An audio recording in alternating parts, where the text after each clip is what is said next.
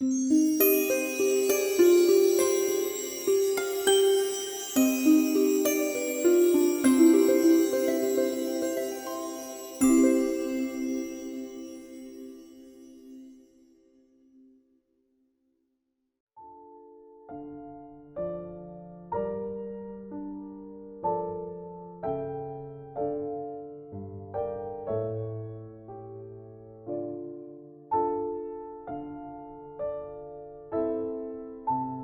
فیلم مرثیه گم شده رو واقعا یک تنه ساختم. در چه سالی؟ حالا میگم. سال 49 این داستانش مفصله، خیلی مفصل. 1349 یعنی 3 سال بعد از اون که به ایران آمدم. یکی از دوستانم که آسوری بود، مسیحی بود، این پدرش فوت کرده بود. قرار بود او رو در گورستان مسیحی‌ها در دولاب دفنش بکنن. خب من به احترام دوستم رفتم برای این مراسم. وقتی مراسم تموم شد اینا شروع کردم به قدم زدن. یه دفعه دیدم یک سری سنگ قبرهای کاملا مشابه کنار هم صف کشیدن.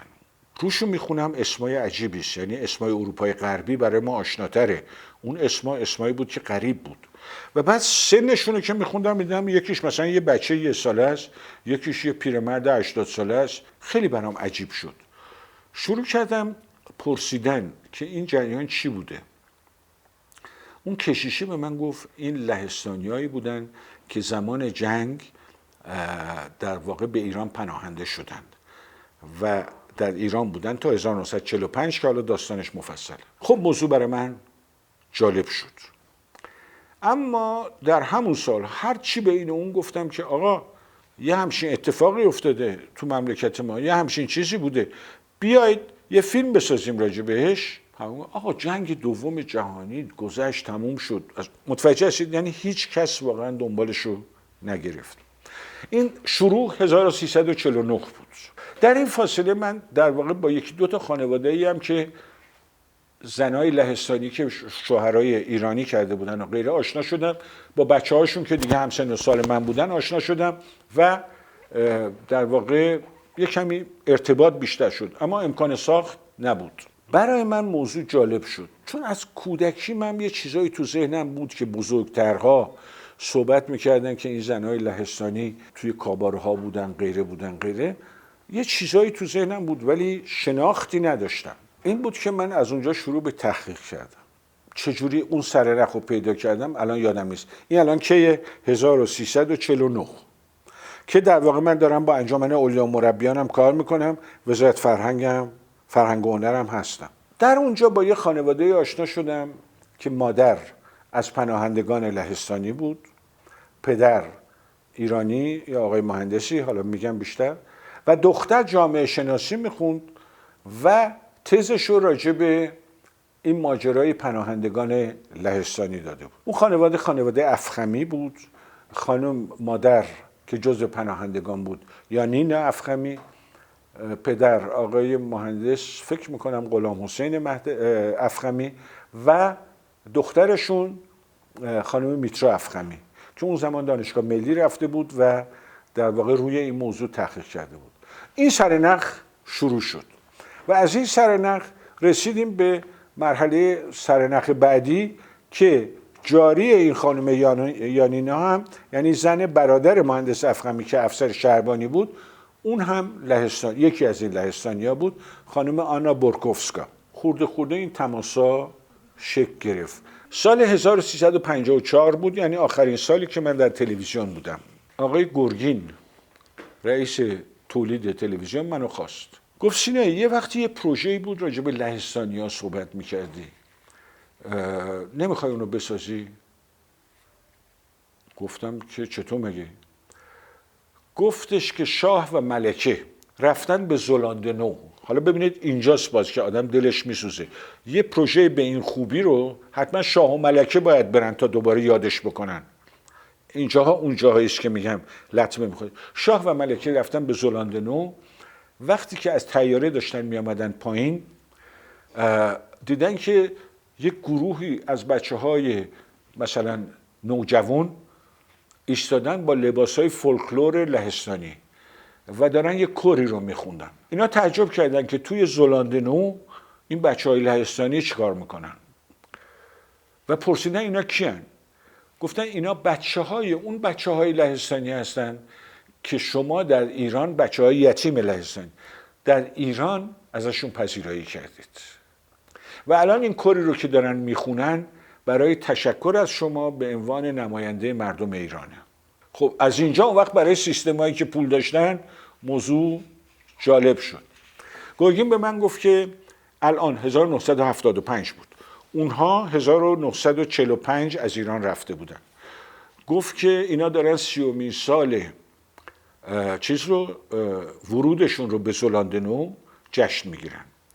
اگر میخوای میتونی از اون فیلم بگیری. گفتم به یه شرط این کارو میکنم. گفت به چه شرط؟ گفتم به شرط این که وقتی برگشتم بتونم تو ایران همه این راه اینا کجا چی بوده، تو کدوم شهرها بودن، چه جوری شده رو تعقیب بکنم. گفت اشکال نداره. من با مرحوم قوانلو که محمد ولی کریمی قوانلو بود که میگفتن فریدون قوانلو که فیلم بردار فیلم گاو بود، دوتایی رفتیم به زلاندنو. خود من صدا برداری میکردم و اون فیلم برداری میکرد. محبتی که در زلاندنو این بچه های اون زمان که دیگه مردا و زنایی بودن که توی اجتماع بعد از 30 سال خیلی مطرح بودن کردن واقعا بی‌نظیر بود و اون محبت رو قشنگ معلوم بود. به من سینایی یا قوانلو نمیکردن، تشکری بود از مردم ایران. خب فیلم برداری کردیم، برگشتیم در ایران. من در اصفهان، در اهواز، در بندر انزلی، در قزوین و غیره و غیره رد اینا رو دنبال کردم.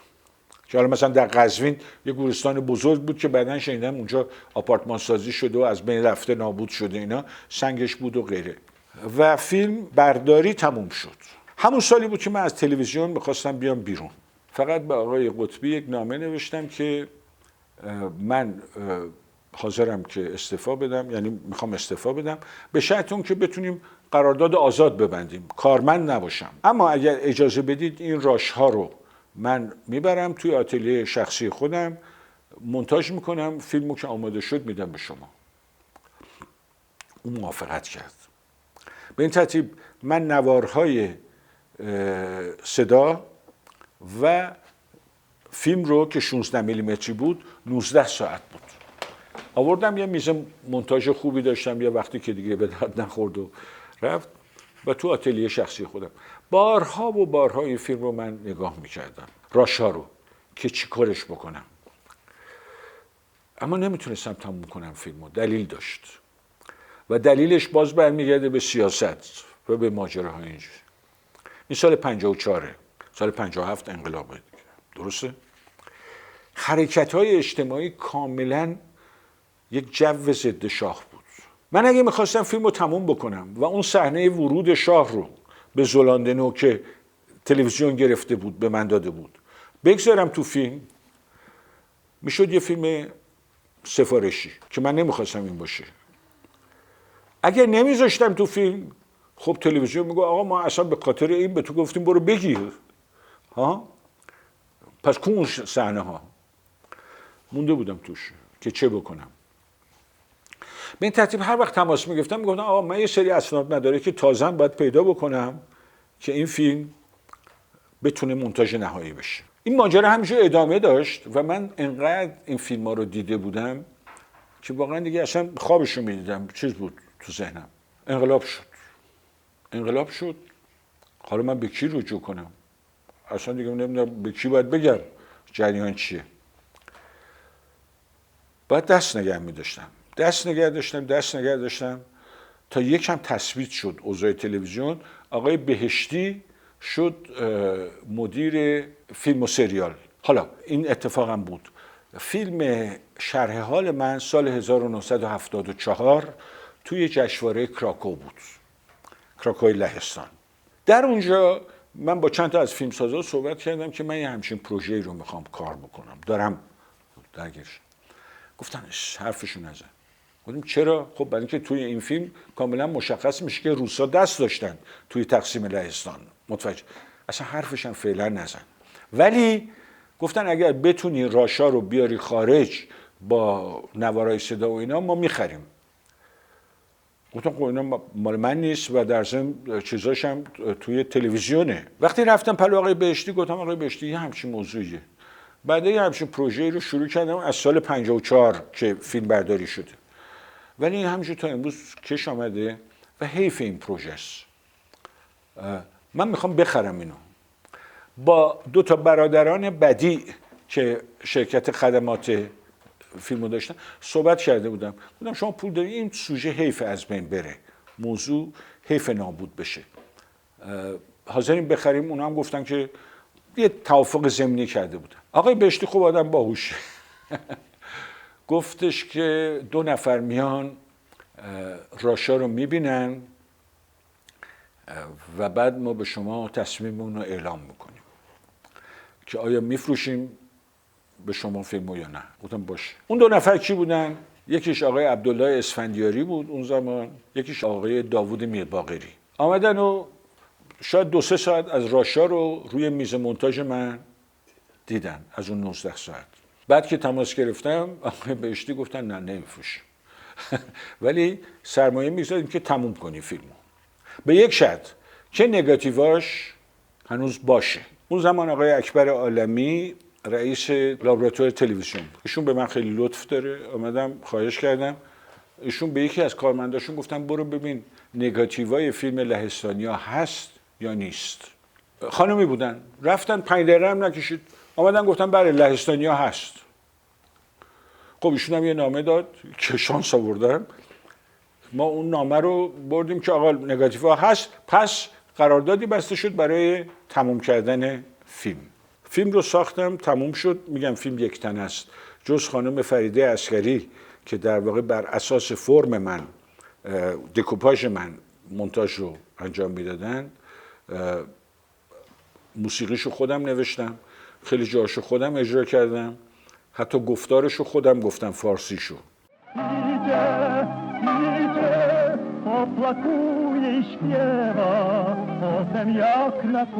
سالها پیش که برای اولین بار به اینجا آمدم، دیدن این قبرها که هم شکل و بیشمار در کنار هم ردیف شده بودند و نامهای غریبه کودکان 1 ساله و 2 ساله یا زنان و مردان پیر و جوان که به فواصل 1 روز و 2 روز مرده بودند و رویشان حک شده بود، کنجکاویم را برانگیخت.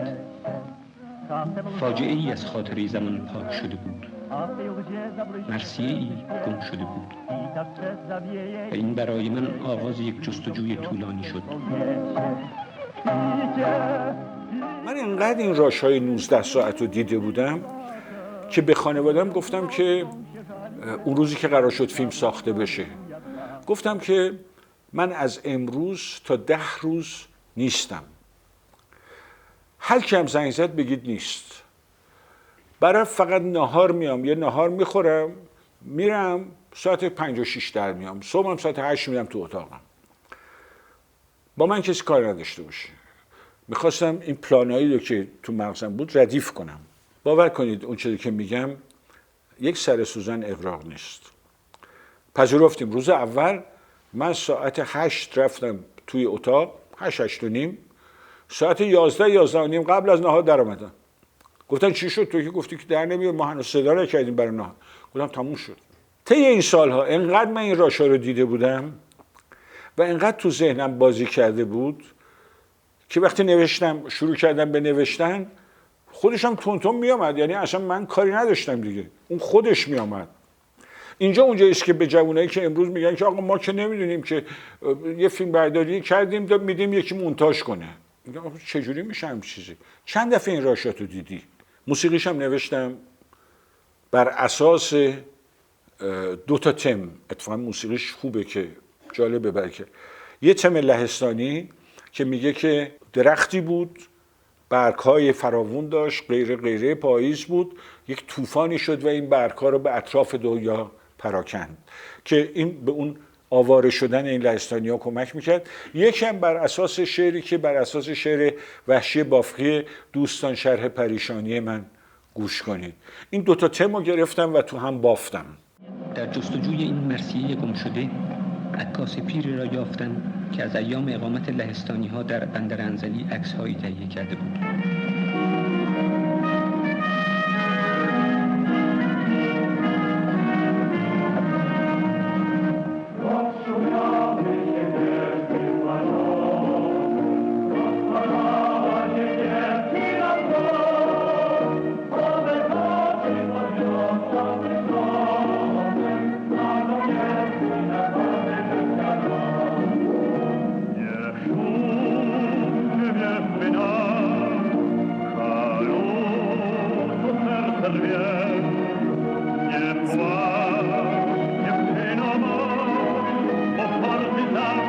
عکس‌های کهنه رنگ پریده می‌خواستند غبار زمان را از خود پاک کنند.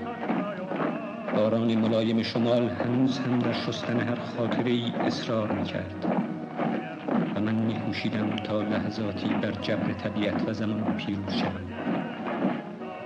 در پارک‌های خیس و خالی بندرانزلی کم کم صدای قدم‌های سربازان جوانی را می‌شنیدم که آوارگی و جنگیدن و کشته شدن را به ناچار پذیرفته بودند.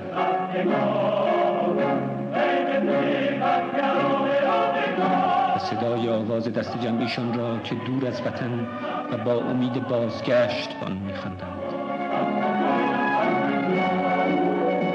خودم هم یک اشتباهی کردم و اون اشتباه رو هنوز قصه‌شو میخورم، چون فکر میکردم که اون حسی که من نسبت به موضوع دارم هیچ گوینده‌ای نخواهد داشت. ممکنه گوینده بهتری از من باشه ولی اون حس من نسبت به این موضوع نخواهد بود.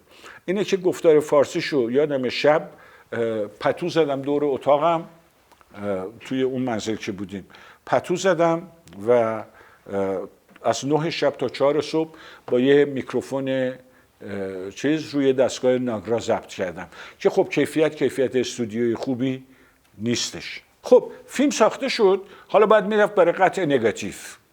گفته بودنم که نگاتیو ها وجود داره. من دادم به لابراتوار تلویزیون، یه هفته 10 روز 15 روز گذشت هیچ خبری نشد. یکی دو باری هم که زنگ زدم نتیجه‌ای نگرفتم. یه روز رفتم لابراتوار، دیدم بچهای لابراتوار که منو میبینن با اینکه خیلی با هم رفتار یعنی ارتباط صمیمی داشتیم، اون از اونوری میره اون یکی از اونوری میره، همشون یه حالت خاصیه. یادم از یکیشون اومد پلو من گفت آقای سینایی نگاتیوهای این فیلم اینجاست. گفتم یعنی چی؟ اولش گفتن که نگاتیو لهستانیا هست. گفت نگاتیو شما چقدر بوده؟ گفتم حدود 19 ساعت. اون یه نگاتیو 5 دقیقه بود، مثل که مربوط به سفر شاه به لهستان. اون خانم اشتباها فکر کرده بود اون نگاتیو شماست. گفتم خب نگاتیوهای من چی شد؟ گفتن هر چی میگردیم پیدا نمیشه. خوشبختانه آقای عالمی همیشه به من لطف داشت. گفتم آقا چی شد این؟ آخه من اصلا فیلمو ساختیم بر اساس اینکه نگاتیوها موجوده. گفت والا در جریان انقلاب یه سری فیلم‌ها گم و گور شده، اصلا معلوم نیست کجاست. فقط یه انبار اون پایین هست، اگه تو اون انبار باشه تو این کاستاش پیدا شده، اگه نه رفته تموم شده. شما حالت منو میتونید، حالا موسیقی نوشته شده، اجرا شده، گفتار گفته شده، فیلم میکس شده، همه چی مرحله قطع نگاتیوه. آقای انبار نمیدونم دقیقاً چقدر ولی فکر میکنم نزدیک 3 هفته من با یه چراغ قوه توی اون انبار به دنبال نگاتیو ها میگشتم، برای اینکه هیچ کس دیگه ای هم پلانای منو نمیشناخت. خوشبختانه اون خاک و خل که هیچ وقت یادم نمیره. گفتم من رفتم دنبال سینما چون دیده بودم که آقای آلفرد هیچکاک یه صندلی کارگردان داره، 2 تا منشی اینور 3 تا اینور فلان اینا. گفتم خب خیلی شیکه. فکر نمی‌کردم تو انباری با چراغ قوه عقب نگاتیوها بگردم. همه نگاتیوها کاست‌ها خوشبختانه پیدا شد جز یک کاست که توی اون اینا هر کدوم 400 فیت بود دیگه. 2 تا پلان بود که اونا پیدا نشد، ما ناچار شدیم دوبلیکیت بکشیم که هنوز توی فیلم دوبلیکیتش هست. به این ترتیب فیلم ساخته شد رفت تو آرشیو تلویزیون و رفت هیچ. در روز 27 سپتامبر 1944 733 کودک لهستانی که یا یتیم شده بودند و یا از پدر و مادر به دور افتاده بودند به اتفاق 100 نفر از معلمین و پرستاران از اردوگاه‌های اصفهان به مقصد زلاندنو حرکت داده شدند.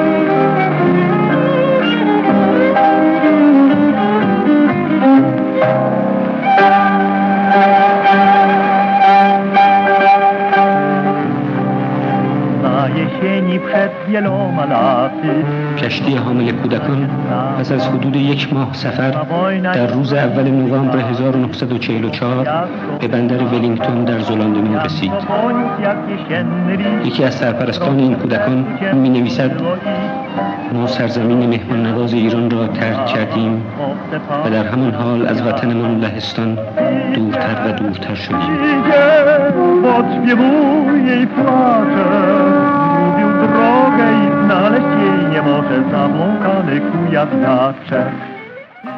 یه روزی از کلیسای ایتالیایی‌ها به من زنگ زدن که آقا 40-50 تا لهستانی آمدن برن سر خاک اقوامشون که اون زمان در ایران بودن و فوت کردن. ما میخوایم به هر کدومشون یک کاست از فیلم شما رو به عنوان یادگاری بدیم. گفتم والا من یک کاست VHS دارم، کیفیتش هم خوب نیست ولی همینو دارم، دیگه چیز دیگه نه. با تلویزیون تماس بگیرید. گفتن هرچی با تلویزیون تماس گرفتیم کسی جوابمون نمیده. من چیکار کنم؟ گفتم خب من این یک کاست رو میتونم بهتون بدم، شما اگر خواستید کپی بگیرید. دادم، نمیدونم 30-40 تا کپی گرفتن دادن به این لهستانیان و فیلم رفت. سال 2008 بود. من یه دفعه دیدم که هی برای من تبریک میاد از این ور اون ور تو اینترنت و اینا. جریان چی بود؟ آقای لخ کاچینسکی رئیس جمهور لهستان، من نمیدونم به چه ترتیب یک کپی از این فیلم به دستشون رسیده بود، خب، و دیده بود و بر این اساس نشان شوالیه جمهوری لهستان رو به من میداد و بر اون اساس اونایی که خبر شده بودن تبریک میگفتن. حالا می نویسن نشان ویژه، دقیقاً هست نشان شوالیه جمهوری لهستان. و بر این اساس منو دعوت کردن به لهستان برای اینکه این نشان رو به من بدن. و در اونجا بود که خانمی فیلمی ساخت، خانمی به اسم دوروتا لاتور که من فیلمشو دارم، کارگردان تلویزیون بود، از حضور من در لهستان. و این فیلم رو اسم گذاشت مرثیه پیدا شده. متوجه هستید؟ و در اونجا از من خواست که در واقع یک جلسه تلویزیونی داشته باشیم با آندری وایدا. در واقع یک جمله هست از یک فیلسوف لهستانی هم هست که میگه تراژدی های بشر، جوامع بشری تکرار میشوند برای اینکه هر نسلی تراژدی های نسل قبل رو فراموش میکنه و چقدر مهمه که چنین فیلم هایی ساخته بشه برای اینکه یادشون باشه که چه اتفاقایی افتاده و غیره. 4 ساله، یرژی 3 ساله، تادئوس 3 ساله، کازیمیر 3 ساله. یک صحنه خیلی برای من جالب پیش آمد.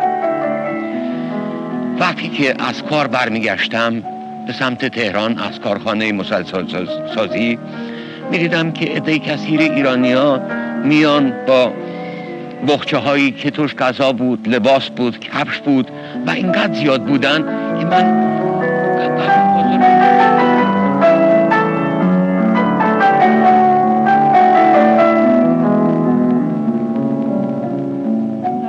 از یک کمپ به یک کمپ با یک کامیون ما بردن و سر راه مردم شروع کردن یه چیزی پرت میکردن به طرف من.